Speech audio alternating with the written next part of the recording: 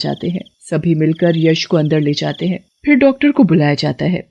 Doctor बताता है कि यश मर चुका है। सभी का रो रो कर बुरा हाल था। वहाँ चुड़ैल कंबल ओढ़े सड़क के बीचों बीच चली जा रही थी। तभी सामने से आती एक कार चुड़ैल को टक्कर मार देती है। चुड़ैल नीचे गिर जाती है।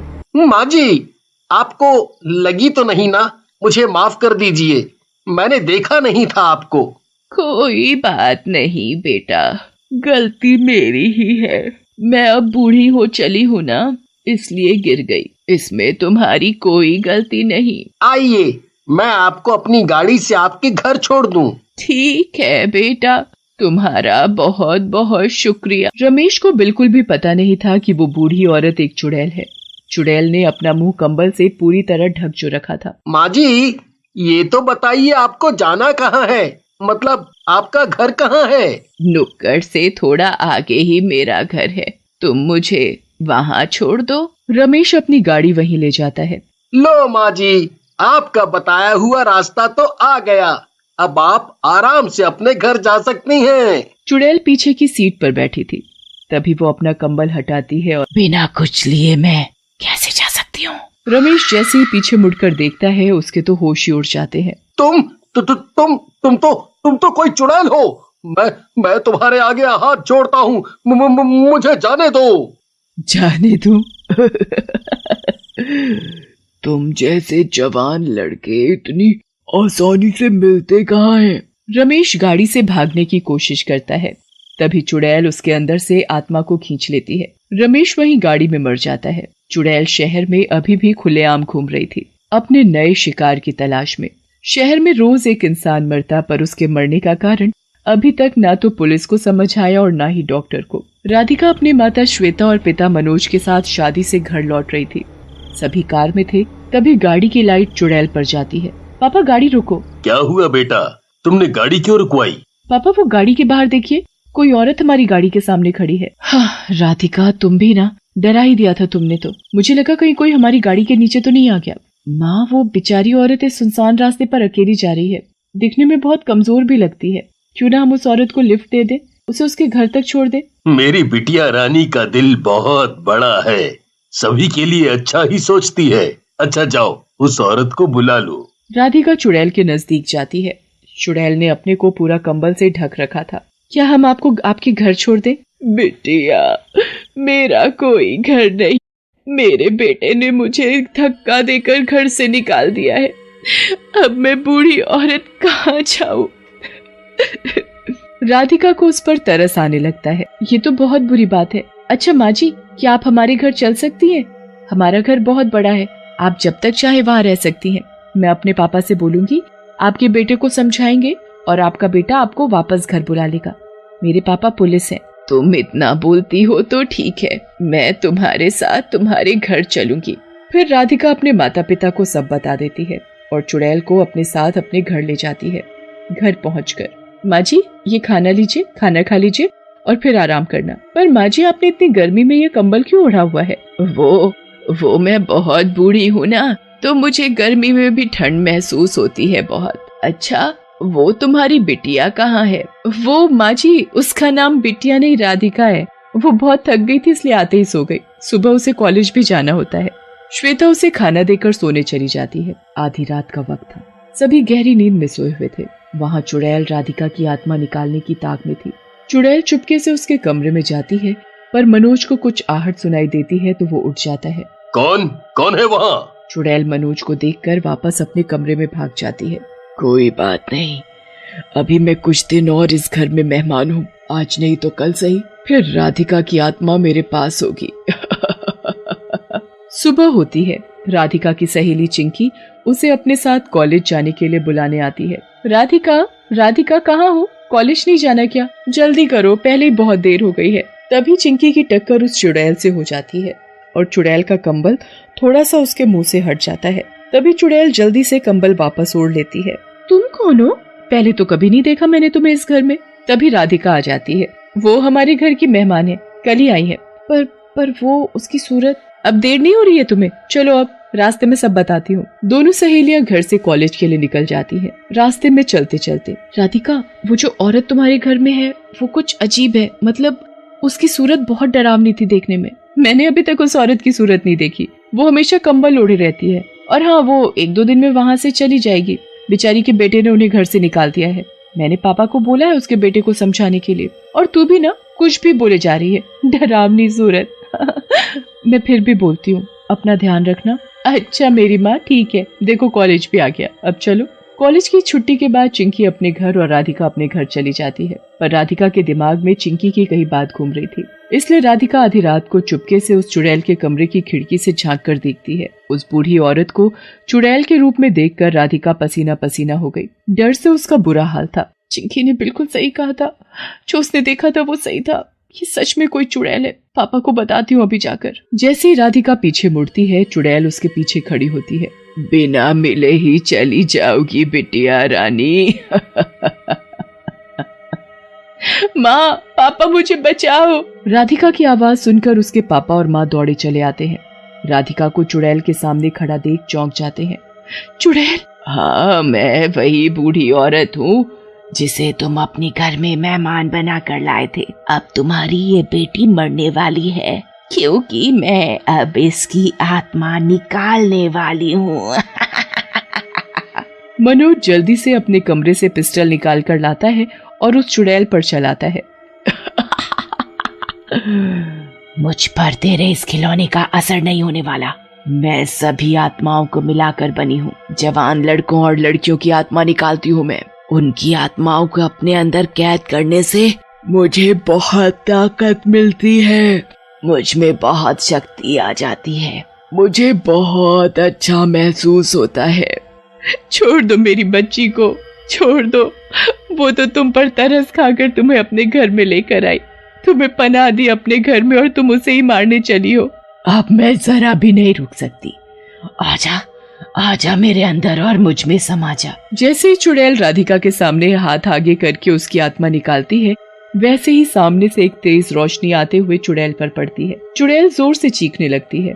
वो रोशनी राधिका के दादाजी की तस्वीर से आ रही थी। राधिका के दादाजी राधिका को अपनी जान से भी ज्यादा प्यार करते थे, इसलिए मरने के बाद भी वो अपनी तस्वीर के जरिए चुड़ैल पर वार कर रहे थे।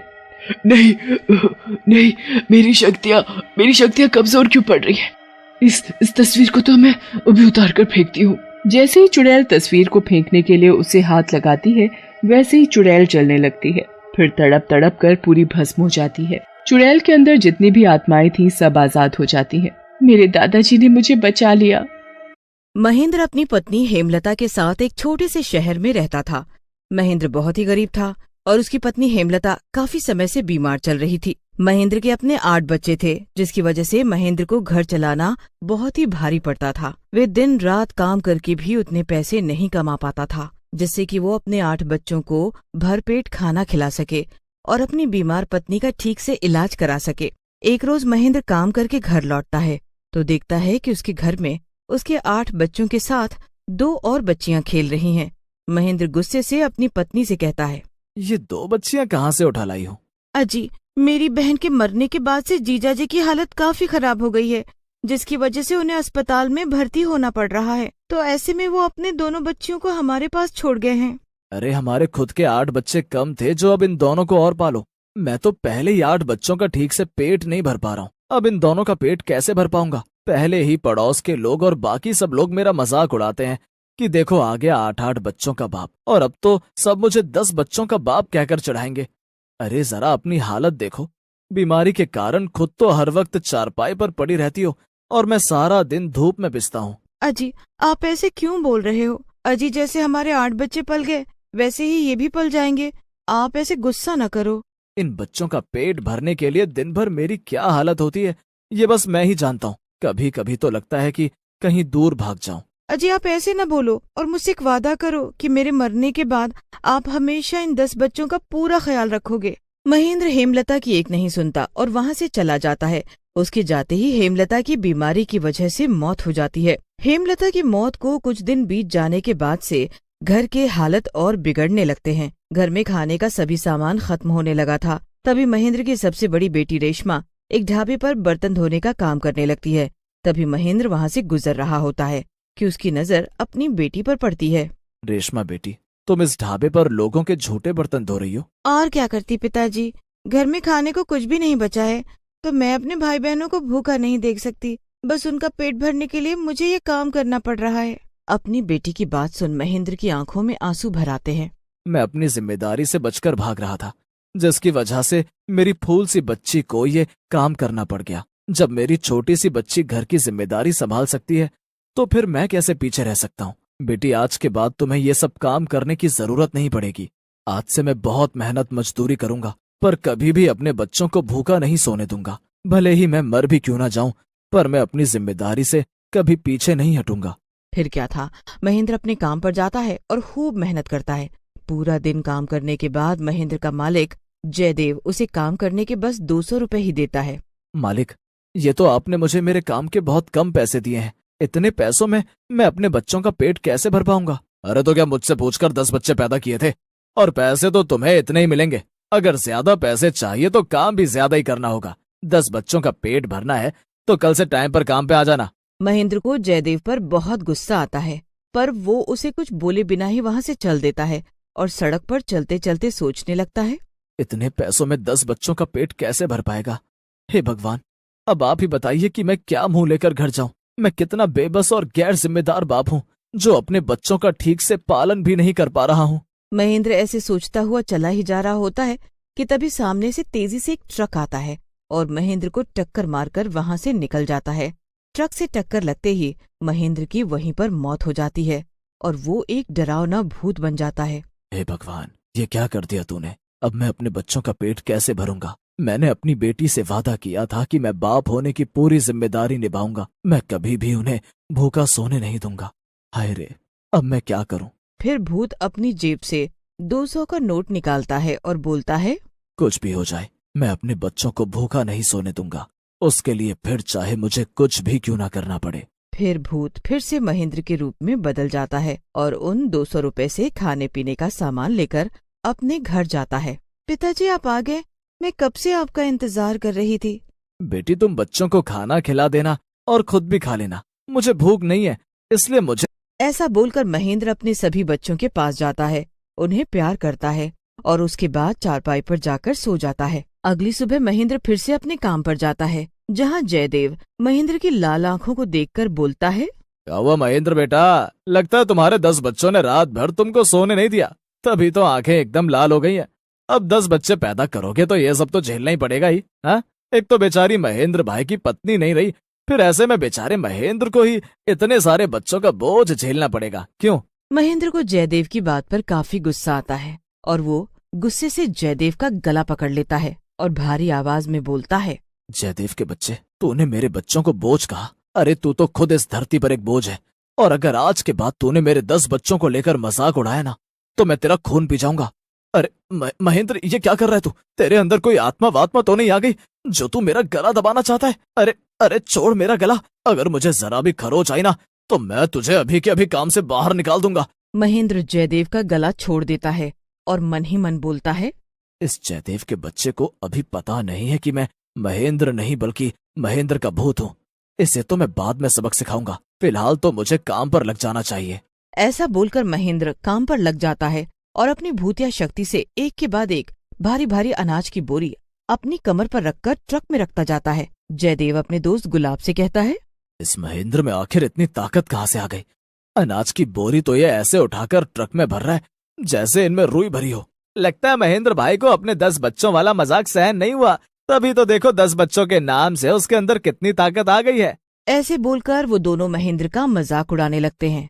कुछ देर में शाम हो जाती है और सभी मजदूर थककर जयदेव से अपने काम के पैसे लेकर घर जाने लगते हैं, पर महेंद्र एक के बाद एक काम किए जा रहा था। जब रात हुई तो महेंद्र भी जयदेव से अपने काम के पैसे मांगने उसके पास जाता है। जयदेव महेंद्र को 500 रुपए देता है। महेंद्र को जयदेव की बात से बहुत गुस्सा आता है और वो गुस्से में आकर भूत के रूप में बदल जाता है। भूत भूत, अरे अरे मर गया रे, मर गया। ये महेंद्र एक भूत कैसे बन गया? क्या हुआ जयदेव? अरे तेरे तो चेहरे का रंग ही बदल गया। अब बता कि तू मेरे काम के कितने पैसे देगा? अरे अरे भूत भाई, मुझे जाने दो और आपको जितने पैसे चाहिए आप ले लो, पर मेरी जान बख्श दो।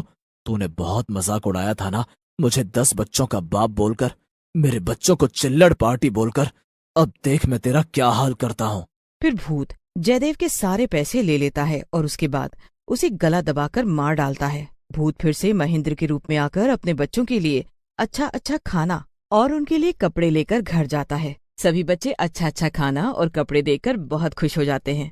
फिर महेंद्र अपनी भूतिया शक्ति से ढेर सारा काम करता है और खूब पैसे कमाता है। फिर कुछ ही दिनों में महेंद्र एक बड़ा आदमी बन गया और उसने अपनी पत्नी के नाम पर एक फैक्ट्री भी खोल ली।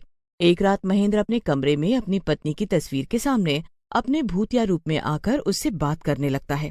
हेमलता, मैं जानता हूँ कि मैंने तुम्हें बहुत दुख दिए थे और हमेशा अपने 10 बच्चों की जिम्मेदारी से दूर भागता था, पर आज देखो, मैं मरने के बाद भी तुमसे किया वादा निभा रहा हूँ।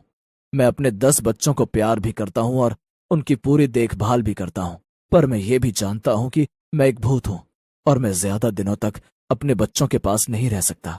तभी वहाँ रेशमा आ जाती है। रेशमा को देखकर महेंद्र का भूत काफी सहम जाता है। पिताजी, आप एक भूत हैं। मैंने आपकी सारी बातें सुन ली हैं। आप हमें छोड़कर कहीं नहीं जाओगे ना पिताजी?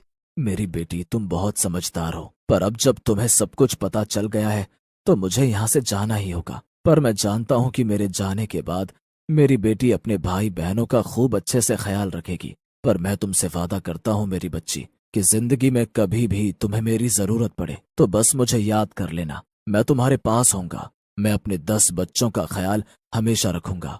ऐसे बोलकर महेंद्र वहाँ से गायब हो जाता है। रेशमा उम्र में बड़ी थी और काफी समझदार भी थी, इसीलिए वो अपने भाई बहनों का ध्यान अच्छे से रखती थी। और जब भी रेशमा को अपने पिता की याद आती या महेंद्र को अपने बच्चों की याद आती, वो उनसे मिलने आ जाया करता।